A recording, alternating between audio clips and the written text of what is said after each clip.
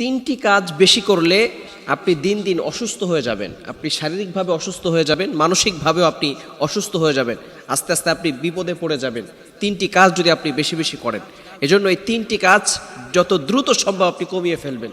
Number one, এক number হচ্ছে বেশি খাওয়া। বেশি খাওয়া যাবে না, কম কম খাওয়াটাই হচ্ছে বর্তমানে সুস্থতার অন্যতম একটি মাধ্যম।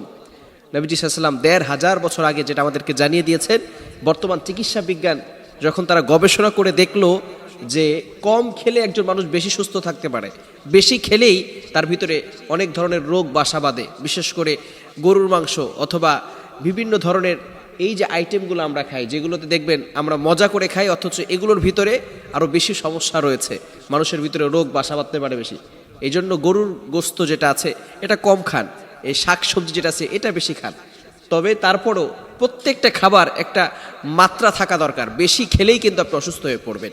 দেখুন ১৫০০ বছর আগে নবীজি সাল্লাল্লাহু আলাইহি সাল্লাম যেই কথাগুলো আমাদেরকে জানিয়ে দিয়েছেন, বর্তমানে চিকিৎসা বিজ্ঞান গবেষণা করে এটাই জানতে পারছে যে ওটাই কিন্তু মূল সঠিক পথে চলার জন্য এবং সুস্থ থাকার জন্য ১৫০০ বছর আগে রাসূল সাল্লাল্লাহু আলাইহি সাল্লাম যে ফর্মুলা আমাদেরকে বলে দিয়েছেন সেটাই হচ্ছে সত্য।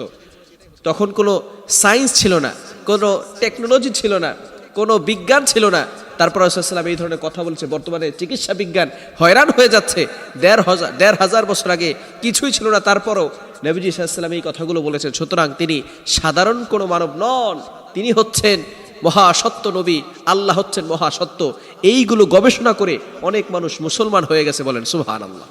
এজন্য অবশ্যই আপনি যদি আপনার শরীরকে ফিট রাখতে চান তাহলে আপনাকে কম খেতে হবে, বেশি খাওয়া যাবে না। সবসময় স্মরণ রাখতে হবে কম খেলে একজন মানুষ বেশি সুস্থ থাকবে। নাম্বার টু, দ্বিতীয় নাম্বার হচ্ছে বাজে চিন্তা বেশি করবেন না।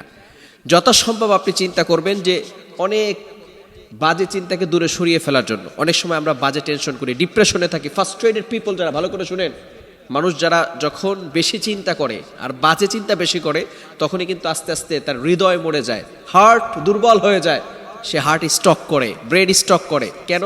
এই যে সে আস্তে আস্তে বাজে চিন্তা করতেছে, আস্তে আস্তে সে অসুস্থতার দিকে ধাপিয়ে পড়ছে।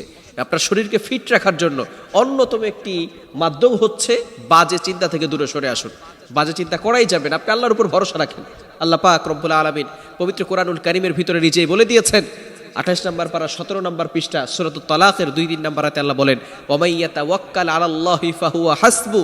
যে ব্যক্তি আমি আল্লাহর উপর ভরসা করে, আমি আল্লাহ ওই বান্দার জন্য যথেষ্ট হয়ে যাই, বলেন সুবহানাল্লাহ। এজন্য আপনি আল্লাহর উপর ভরসা রাখবেন, বাজে চিন্তা করবেন না, নো চিন্তা। আপনি শুধু আল্লাহর উপর ভরসা রাখেন, আল্লাহকে সন্তুষ্ট করেন, এরপরে সব কিছু ছেড়ে দেন।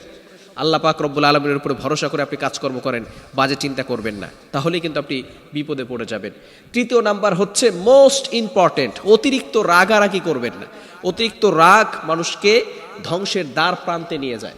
রাগটাকে কমিয়ে দেন।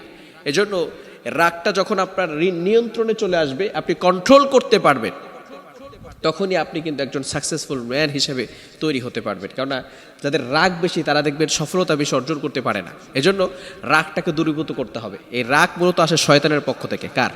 শয়তানের পক্ষ থেকে। হ্যাঁ, প্রত্যেকটা মানুষের ভিতরে রাগ আছে, ভালোবাসা আছে, মহব্বত আছে, কিন্তু এই রাগটাকে কন্ট্রোল করতে হবে, কারণ রাগটা কিন্তু শয়তানের পক্ষ থেকে আসে। এজন্য যখনই রাগ উঠবে তখন আউযুবিল্লাহি মিনাশ শাইতানির রাজিম পড়বেন। এই তিনটি কাজ যদি আপনি করতে পারেন, অর্থাৎ কমিয়ে দিতে পারেন, আপনার শরীর সুস্থ থাকবে, আল্লাহ পাক রব্বুল আলামিন আপনার মানসিকভাবেও সুস্থ রাখবেন।